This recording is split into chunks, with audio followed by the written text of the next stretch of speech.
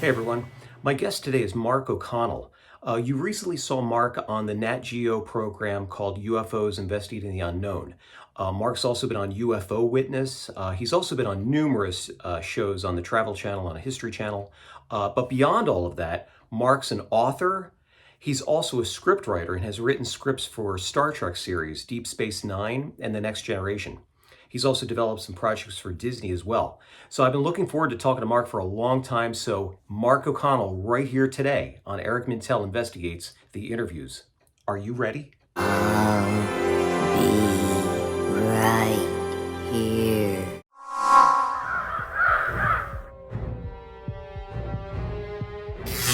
My name is Eric Mintel. By night, I'm a professional jazz musician. But by even later at night, I investigate the paranormal. I, along with my team at Eric Mintel Investigates, travel the country, investigating all things paranormal. This is Eric Mintel Investigates. Well, I always like to say this right out of the gate with my guests. Like, what was the fire in the belly that really made you? Well, actually, what led you to the paranormal field? I never get tired of telling this story, actually. It goes all the way back, seriously, to when I was, uh, 3 years old, and my mom, for whatever reason, she's gone now, so I can never ask her, but for whatever reason, my mom tuned in this brand new science fiction TV show that was premiering called The Outer Limits. Mm. So this goes back to the early 1960s. And so I sat down to watch this show with my mom, which was a big mistake because it turned out this was the pilot episode of The Outer Limits. It was called The Galaxy Being. And the Galaxy Being turned out to be this glowing radioactive alien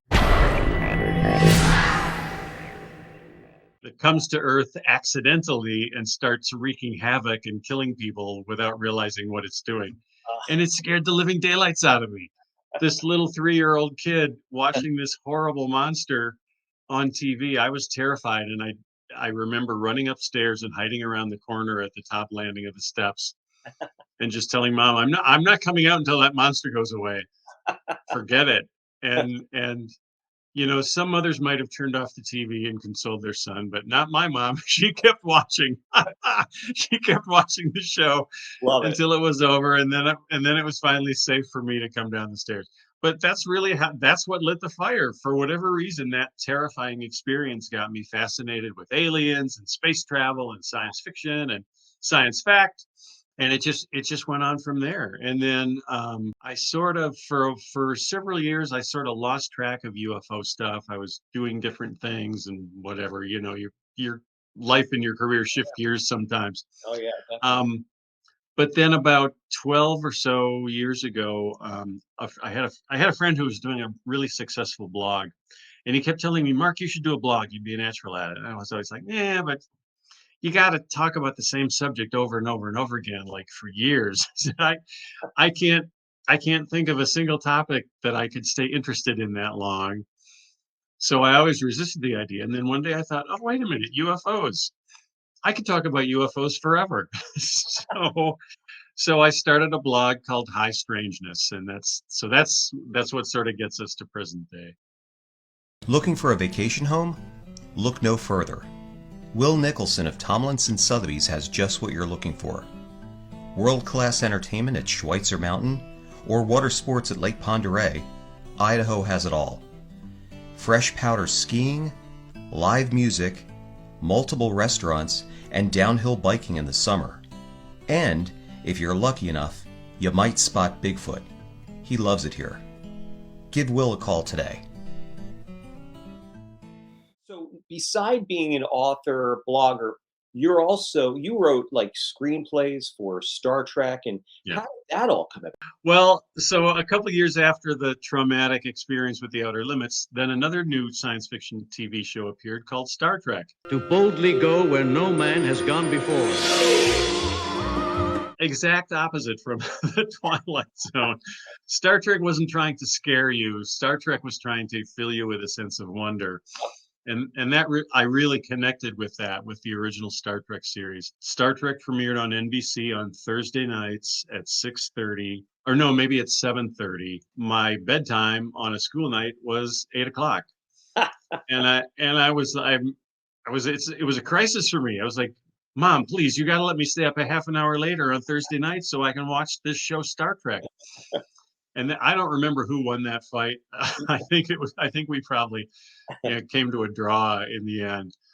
But so I was a huge Star Trek fan right from the start. That's awesome. Connected with it on so many ways. In high school, a favorite teacher of mine who just passed away a week or two ago asked me one day in school, he said, O'Connell, what are you going to do with your life? And I said, well, I either want to design cars or make movies. And Pat just thought for a minute. He goes, make movies. So that decided my future direction in life, that one little exchange. That's awesome. And I went to college, got a degree in film studies and criticism, which is kind of a useless college degree, as you could imagine. But, it has actually helped me a lot in my career, believe it or not. So, got married, started having kids. The writing sort of fell by the wayside for a while. But, it was always, the desire was always there.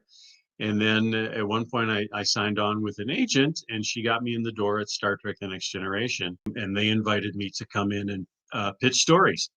So I did, and they had their own special rules. They were like, you can only pitch 4 stories, and after that, if we like one of them, great. If we don't like any of them, then you don't get a second chance, because there are so many people waiting in line behind you, and we want to hear from as many different people as we can. I'm sure it's competitive for sure. Oh God, yeah.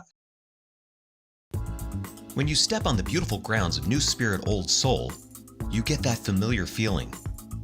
That feeling of being home. A husband and wife team bringing a unique architectural salvage to every home or business. The grounds can also be rented for that special occasion or a private event. Goods for the uncommon home. New Spirit Old Soul. Specializing in preventing environmental corrosion of grills, cable rails, outdoor showers, and more, Obsidian Blue Wave polymers have been an environmental dream for over 10 years.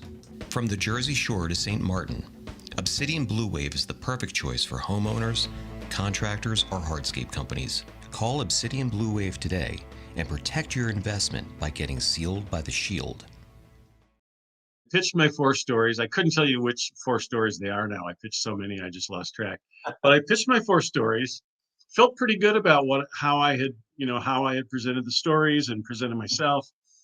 But each story, one by one, Joel would say, "Oh, you know what? We don't do that kind of story anymore. Sorry." Or, "Oh, you know what? We're already doing a story with a similar theme, which sucks because I actually like your treatment of it better, but we already have it in the works, so we can't change that." So one by one, it was 4 up, 4 down. I pitched 4 stories, and all 4 were rejected. And I was just thinking, well, that's it. I had my one chance, and I didn't make it. So, but then Joel started saying weird things. He started saying, "Okay, now next time I want you to do this, and I want you to do that." And I just sort of interrupted. I was like, "Excuse me, what? Next time? I thought I only got one chance." And he said, "Well, normally that's true, but," he said, "I really like your ideas, and I want you to try again." Oh, that's cool. That's good. So I was like, okay, that's all the encouragement I need. So that began about a year and a half of me pitching, a year and a half, maybe longer, maybe more like 2 years now that I think about it, of me every couple of months. I'd have 4 new stories worked up. I'd call them up. We'd set up a pitch date. I would sit down at my kitchen table and pitch stories to them. And every time, boom, boom, boom, I'd pitch 4 stories, and all 4 of them would get knocked down until, this one fateful day when I pitched a couple stories to Brandon Braga, one of the producers, and he really liked one of my 4 stories that time. And he said, "I'm going to take this upstairs and see what the other guys think." About 2 weeks later, and of course, 2 weeks of total suspense for me because I have no idea. But about 2 weeks later, I get a call from Brandon Braga, and he says, "Mark, I have to ask a huge, huge favor of you." He said, "We just had a script thrown in the trash. Michael Piller, our showrunner, executive producer, hated the script, and he just threw it in the trash and said, you got to come up with something else." So he said, the story you pitched to me 2 weeks ago that I liked so much," he goes, "we want to use that story because basically that script that Michael threw out, this is how they work out there. The script that Michael threw out was all set to go before cameras like in a matter of less than a week. So they needed to turn my story into a shooting script in a matter of just a couple of days. Jeez, wow. Shanghai Jazz has been a staple of gourmet cuisine and incredible live jazz for over 20 years.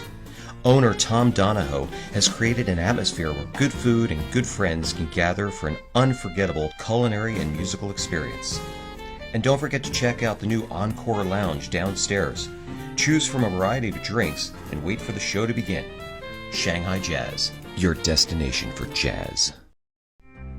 In the heart of beautiful Bucks County, you'll find Peddler's Village, a village of shopping and dining, a village of family fun,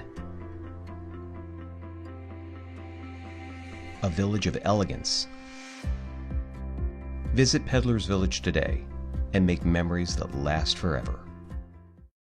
Wow. So Brandon's like, we want to use your idea, but he said the problem is we can't hire you to develop the story or to write the script because there's just no time, and we would never put a first-time writer in that kind of a situation where he has to come up with a script in like 48 hours. That we're just not going to do that.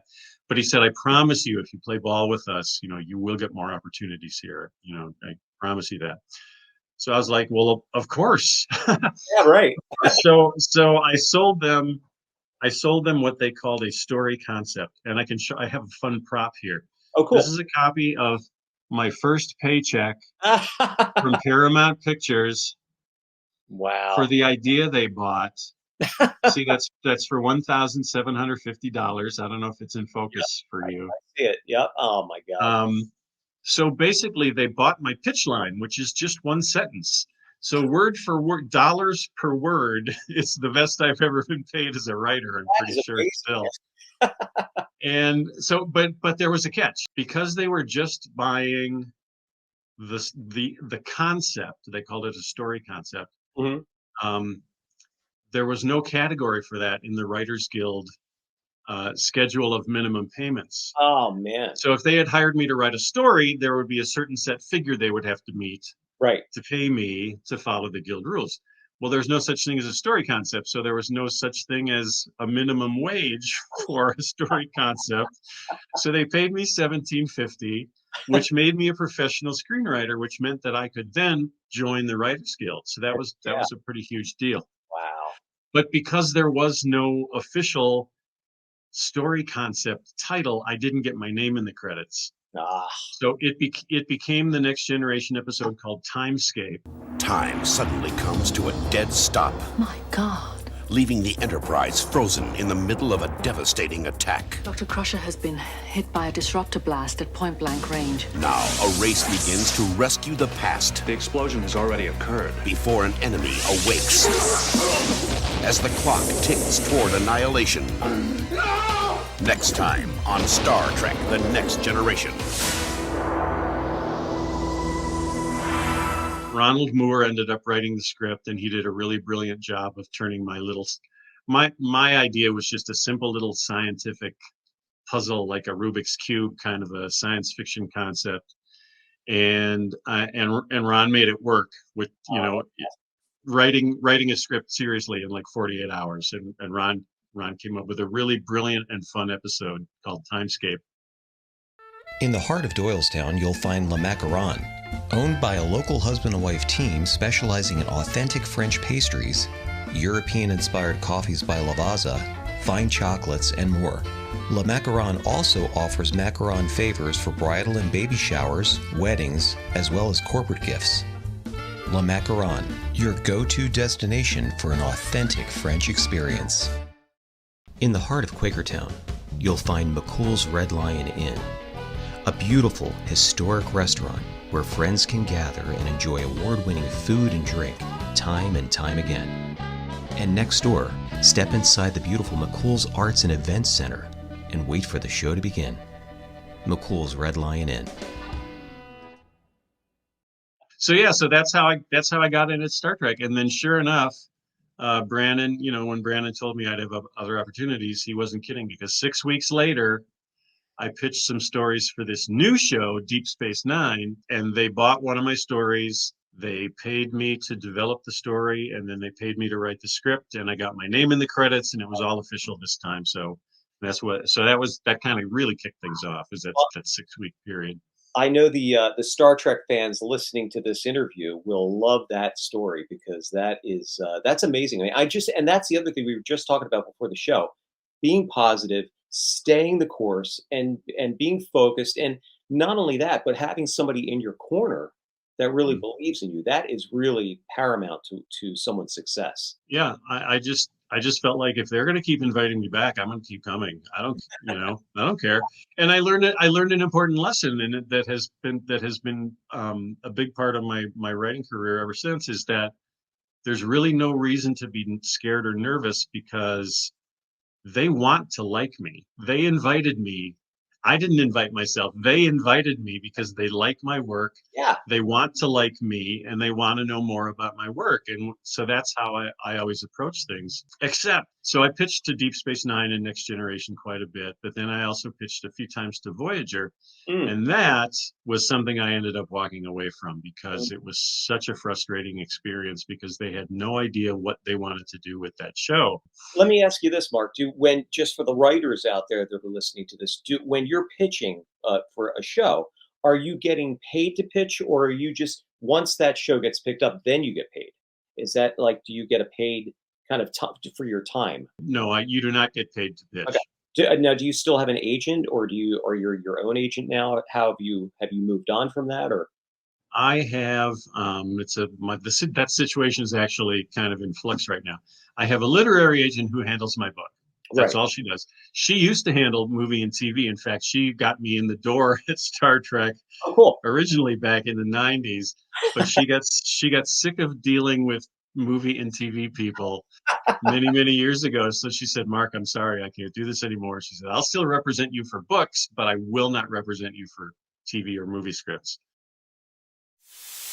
Hop aboard the New Hope Railroad and travel back in time, riding through scenic Bucks County.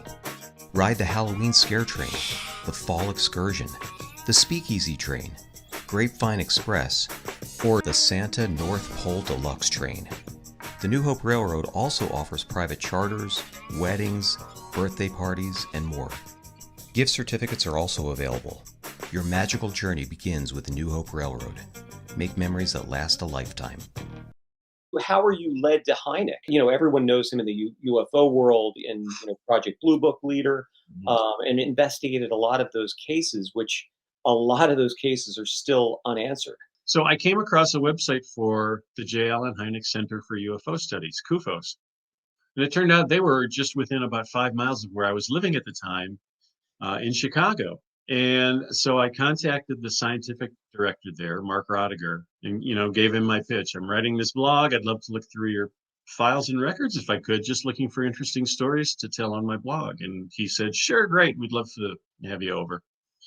Well, at this time, CUFOS, which had been its own, they had their own building, they had a storefront. At this point, though, they were basically a whole bunch of file cabinets in a couple people's basements throughout Chicago and Evanston. So I started visiting Mark Rodiger's house, every couple of months, just to look through the fun Hynek files, and kept finding really, really fun, interesting stories in those files. And one of those days, Mark said, "I've been reading your blog," and he said, "It's really entertaining. I really enjoy reading it." And he said, "We've been looking for someone to write the definitive account of Dr. Hynek's career, and I wonder if you'd be interested." Well, yeah, yeah, I think so. Wow. So that's how it started. Boom, right there. Wow, that is. And I was actually already working on a new feature film script at the time, and I had a script agent at that time, and I told her about this book opportunity, and she said, "Mark, forget about the book. You are writing scripts." But then, in a weird twist of fate, that agent ended up passing away very suddenly of cancer. So I gave the book a try, and it turned out, everything just sort of fell into my lap as I was working on the book. Hydration Stat is an IV hydration and wellness company, a subsidiary of Hydrate. Hydration Stat is owned and run by Christina Hutchinson, CRNP, a board-certified nurse practitioner with over 20 years' experience, licensed in multiple states, and strives to bring health and wellness to your door. Hydration Stat offers a variety of menu options from hangover therapy to fitness recovery solutions and optimizes the health and performance from marathon running to equestrian athletes. Hydration Stat is on Instagram, Twitter, and Facebook. Clients even get weekly B12 injections to reduce rheumatoid flare-ups. Hydration Stat. Wellness one drop at a time. That's amazing, man. Yeah, with all this, I'm sure all the cases you had access to a lot of really incredible stories and probably things that the public probably has never even heard of before. Oh, yeah. Hence why they should buy your book.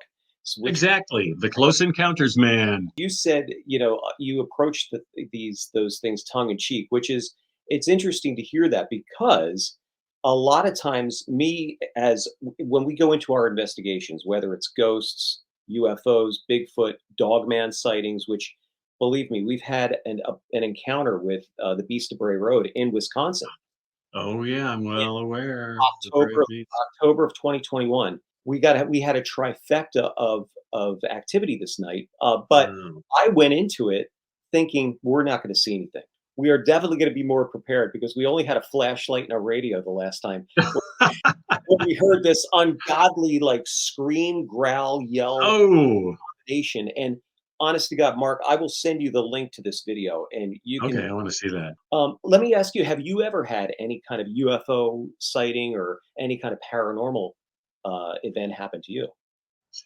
I think I have. For a long time, I would answer that question as a negative, but I've thought about it and realized there was one time when I saw something in the air that I could not explain, and it's really stuck with me. I was driving cross country from California back home to Wisconsin, and I was in Utah, and it turns out I was actually very close to an Air Force testing ground. I didn't know that at the time, didn't even know that until just a few years ago.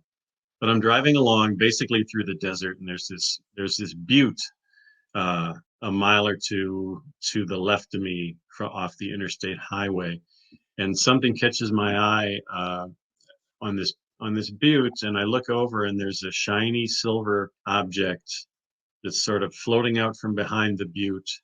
And it gets maybe a quarter mile away from the butte, and then it stops and it turns back. And I'm just sort of like watching the road and watching this weird thing out of my window and thinking, what the heck is that? Because it's not an airplane. Right.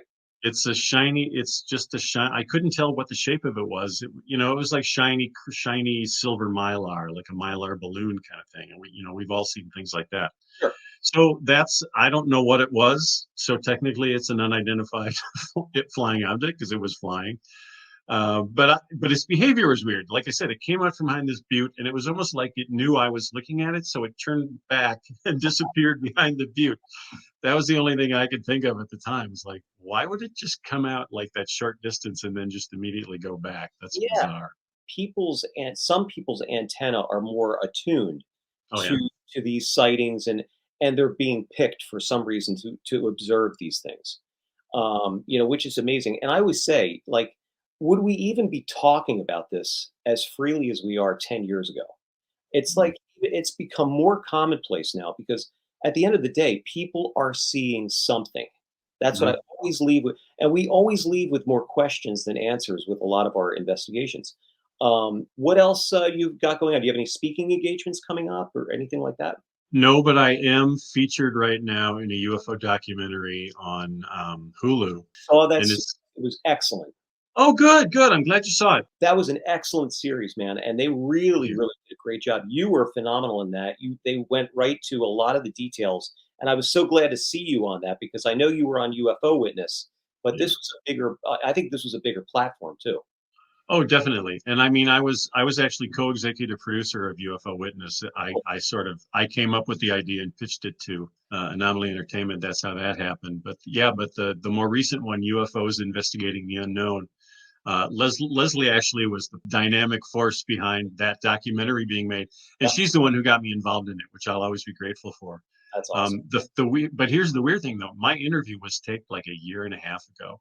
Oh yeah. This documentary was in the works for a long, long time, and then when it was finally ready to be put out on CNN Plus, CNN, Discovery, Warner Brothers had this huge takeover, corporate drama, and the documentary got put on a shelf and sort of forgotten about. And I was really upset about that. Oh man. Because they sent a camera crew to my house. Yeah. And we did like a 6.5-hour interview. So when we found out in February, hey, guess what? It's coming back. It's coming out on National Geographic, and then Hulu, and then Vice, and then finally, apparently, it's going to end up on Disney Plus, which I think is kind of funny. Oh, great! That's excellent. Yeah, they gave me a chance to really go into a lot of UFO history, which I always enjoy, and it's kind of my strong suit. So, and I also have a new feature movie script that is being looked at right now by a producer. So. Excellent. So a big week for me. A lot of cool stuff going on. Good deal, man. We're going to be praying and like sending positive vibes. And Thank you. That's incredible. So, I got to tell you, man, I always have a million more questions, but we only have a half hour. So, Mark, what a pleasure, man. I'll tell you what, this is a lot of fun, and we got to definitely do this again. And good luck with everything that you've got going on. We're all going to give you some positive vibes. Good. Thank you. And we'll talk to you soon. But ladies and gentlemen, thank you so much for joining us today. Thank and you. Stay tuned. We've got a lot more guests coming up this season. So thank you so much. Thanks again, Mark. Thank you. Have a good one. Bye-bye. Bye.